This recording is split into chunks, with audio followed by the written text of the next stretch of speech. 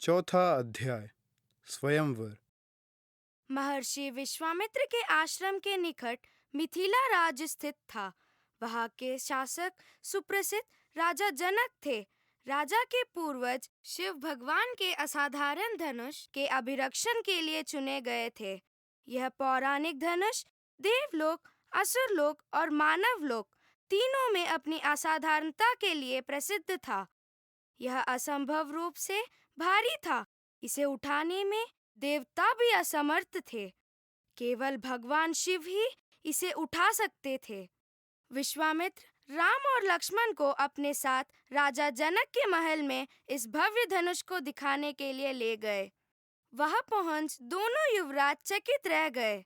वह राजा जनक ने अपने सुंदर पुत्री सीता के वर का चयन करने के लिए स्वयंवर का आयोजन किया हुआ था, किंतु विश्वामित्र को कोई आश्चर्य नहीं हुआ था।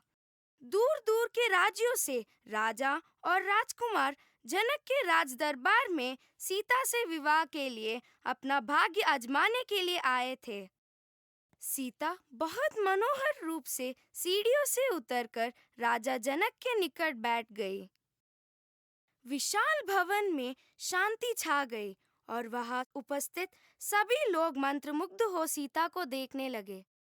यह राजकुमारी है या कोई देवी जो हम नश्वर मनुष्यों के बीच इतनी मनोहरता लिए बैठी है।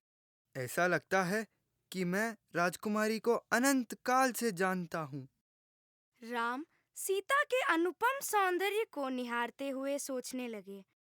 विशाल कक्ष के मध्य में भगवान शिव का भव्य धनुष रखा हुआ था।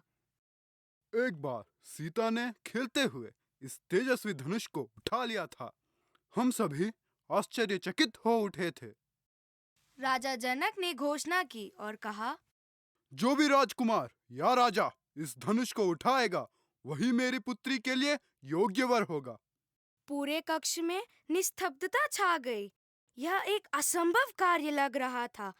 एक के बाद एक राजा और राजकुमारों ने धनुष को उठाने का प्रयास किया, किंतु किसी को भी सफलता नहीं मिली। असुरों के शक्तिशाली राजा रावण, दशानन धनुष को थोड़ा सा भी ऊपर उठा नहीं सके। रावण ने जब अन्य राजकुमारों को धृष्टतापूर्ण हंसते हुए देखा तो वह स्वयं को अपमानित महसूस करने लगे। कुछ भी हो जाए, एक दिन सीता मेरी होगी, रावण स्वयं से कहने लगे।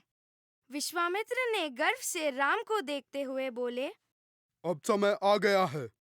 पूरी पृथ्वी के इस भव्य धनुष को तुम उठाओ। सभी की निगाहें राम के ऊपर टिकी थी, जो धनुष की तरफ कदम बढ़ा रहे थे। सीता की आंखें चमक उठी। वह अपने मन में सोचने लगी, मुझे ऐसा लग रहा है जैसे मैं राम को हमेशा से जानती हूँ। मुझे पूरी आशा है कि वे धनुष को अवश्य उठा लेंगे। राम धनुष के निकट जाकर खड़े हुए और हाथ जोड़कर प्रभु का वंदन किया। ऐसा लग रहा था मानो कोई ईश्वरीय घटना घट रही है। राम ने धनुष की प्रत्यंचा तान दी। वहां उपस्थित सभी राजकुमार अचंभित रह गए। रावण यह देख ईर्ष्या से भर उठे। उनकी आंखों में घृणा का भाव आ गया। राजा जनक का मुख प्रसन्नता से दमक उठा। मेरी प्रिय पुत्री, अयोध्या के राजकुमार राम तुम्हारे लिए बहुत ही सुयोग्य वर हैं। जी हाँ पिताश्री। सीता ने अपने पिता को शर्माते हुए अपनी सहमति दी। ब्रह्मर्षि विश्वामित्र, इस महान अवसर को संभव करने के लिए मैं आपका सदैव आभारी रहूंगा। क्या मैं राजा दशरथ को अपने राज की शोभा बढ़ाने के लिए आमंत्रित कर सकता हूँ? मैं उनसे युवराज राम के साथ अपनी पुत्री के विवाह के लिए अपना आशीर्वाद देने की विनती करूंगा। विश्वामित्र राम के लिए गर्व से भर उठे। अवश्य महाराज, राजा दशरथ को जितना शीघ्र हो सके उतना शीघ्र आमंत्रित कीजिए। राजा दशरथ और तीनों रानियों को जब यह शुभ समाचार मिला तो वे सभी हर्ष और उल्लास से भर उठे। हजारों की संख्या में मिथिलावासी राम और सीता के विवाह में शामिल हुए। युवराज राम और राजकुमारी सीता एक साथ कितने दिव्य लग रहे हैं। उन्हें देख अयोध्यावासी खुशी से झूम उठे। संगीतकारों ने इस अवसर पर बांसुरी पर सुरीली धुनें बजाई। सुंदर भविष्य की आशा ने अयोध्या में एक नई ताजगी भर दी थी।